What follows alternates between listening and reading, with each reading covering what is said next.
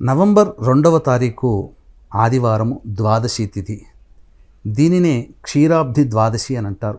నిద్ర నుంచి మేలుకున్నటువంటి విష్ణు భగవాన్ల వారు ఈరోజు బ్రహ్మాది దేవతల సమూహముతో తులసి చెట్టు దగ్గరికి వస్తారు. తులసి విష్ణు కళ్యాణము ఈరోజు జరపబడుతుంది.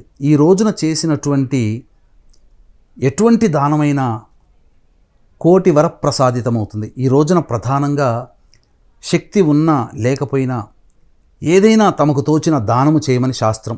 ఈ రోజున ఒక్క బ్రాహ్మణుడికైనా కానీ అన్నదానము చేస్తే ఎంతటి పుణ్యఫలితం వస్తుందంటే, కాశీక్షేత్రములో గంగానదీ తీరములో 1,000,000 మంది బ్రాహ్మణులకి అన్న సంతర్పణ చేసినటువంటి పుణ్య ప్రభావము, అలాగే 1,000,000 సూర్యగ్రహణాలలో దానము చేస్తే ఎంత పుణ్యం లభిస్తుందో అంత పుణ్యము ఈ ఒక్క రోజున ఒక్క బ్రాహ్మణునికి అన్నదానం చేయడం వల్ల కలుగుతుంది.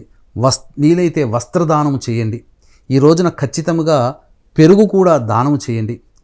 ఈ రోజున కూడా ఎటువంటి నియమాలు అనంటే మాంసాహార భోజనము, అలాగే ధూమపానం మద్యపానం పనికిరాదు. బ్రహ్మచర్య వ్రతాన్ని ఆచరించాలి.